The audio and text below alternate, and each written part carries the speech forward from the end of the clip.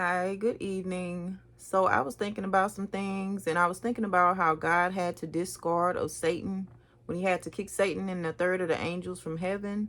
And I also was tying it together with narcissism and things of that nature, and how a lot of people who go through narcissistic abuse, how painful they said it is whenever they get discarded, or that they have to, even if they have to get rid of the narcissist, the pain just lingers. It just lingers for a long time. And I was thinking about God, and I'm like, I wonder, how God felt, because I know that God actually loves Satan and the angels that he had to kick down from heaven, right? So, those were a part of him as well. They are a part of him as well.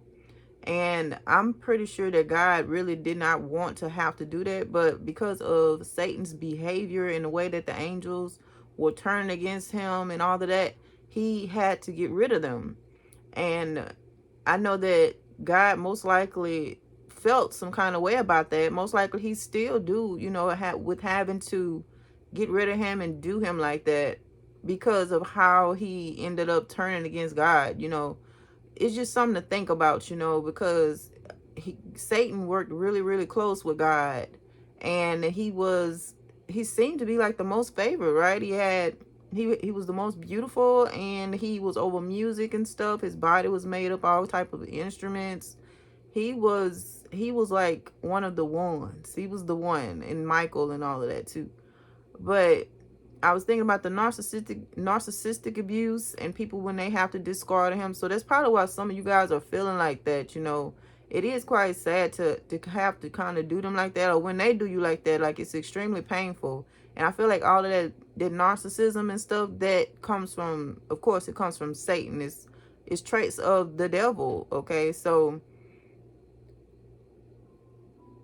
I want you guys to think about this whenever you have to discard of some people in your life, and when you don't want to, but you know that you have to, in order to push and to get in the place that you need to be, because these people are going to hold you back. Like, everybody truly can't come with you. Like, people not just saying that. That's true. It could cause us to stumble. It could cause us to fall into some stuff that we wasn't intending to fall into. It could cause them people to try to hurt us because of certain spirits that are on them. And I know a lot of you guys may not want to discard of some people, but I'm telling you, if you want to keep yourself safe, and if you want to move forward and stuff, you're going to have to discard of some of these people, or discard of somebody, in order to get where you're trying to go, in order to keep things straight, in order to keep the negativity and toxicity out of your situation. And it's really something to think about. Think about God and compare some situations that we go through on earth to things of the Bible. Like, it aligns up to a lot of it, and you'll start to understand why you go through certain stuff to a certain degree. You'll start to get why certain things happen inside of your life. You'll start to understand why you have to walk alone, even if it's just for a season. Like, you begin to really get it. You're like, oh, okay. And it's good for us to know these things so that we'll know how to handle certain situations that we may face throughout this walk and throughout this life. Okay, but when that man was talking about narcissistic abuse and stuff, I've been watching some videos, and for some reason that's been popping up a lot. I've been seeing a lot of that. I told you guys that his spirit, like that narcissist spirit, it does leave a residue. And even when you don't want to even talk to them people no more, it's like they leave a residue on you. I believe they, because of the attachment, because they attach themselves to you. Like, if you have been close knit with it, there was a soul tie. There was a form of a soul tie. Even if y'all was just friends, like, and just talking, it's still a form of one. And once you get that going, that residue is going to be on you. So it takes time for that stuff to seep out and to come out or whatever. And you're really going through a detox process. Like, you really have to truly detox from these people. And if you've ever done a detox before, like, it don't feel good. It usually does not feel good to detox and stuff. You feel, up and down a lot or whatever whenever you're doing detox processes. And when you're detoxing in the spiritual realm, that is the same thing. But I just think about God whenever I think about this type of stuff. I'm like, the true narcissist is the devil. That's who it is. And that's the Jezebel spirit too. I'm like, that is the same stuff. All of that stuff is tied to Satan. You know, the narcissist and the Jezebel spirit. But that stuff leaves a residue like no other. And even if you didn't even want to talk to them no more, it definitely lingers. It certainly lingers. And it seems to be fairly difficult to get it off. Even if you've been done and you was like, ugh.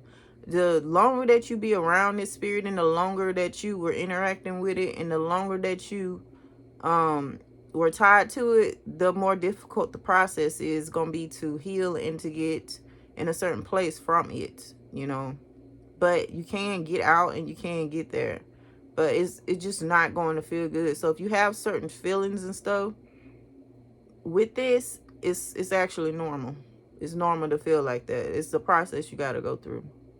But yeah, I don't know, I was just thinking about that. I'm like, I know God felt some kind of way with having to do that to, you know, his people. Them was God's people until they turned on him. He was the first one to be betrayed.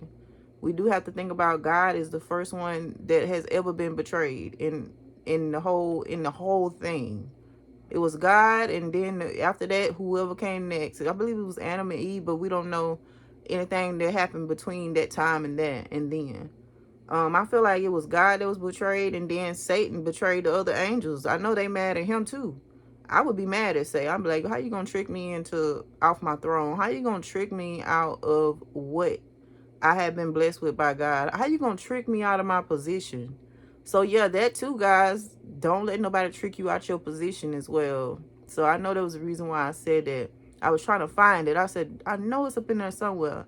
But don't let nobody trick you out of your position. And if you have to, like I said, you may have to discard. You may have to discard them and just go through the process of grieving, because there's definitely a grieving process too. A lot of people seem to forget God got feelings too. Like God got feelings as well. And so we have to keep that in mind.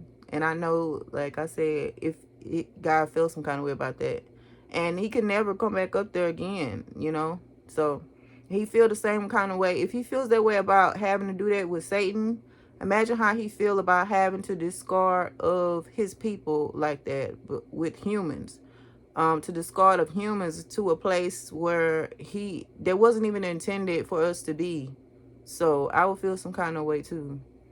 But yes, God was the first one to be betrayed. Okay.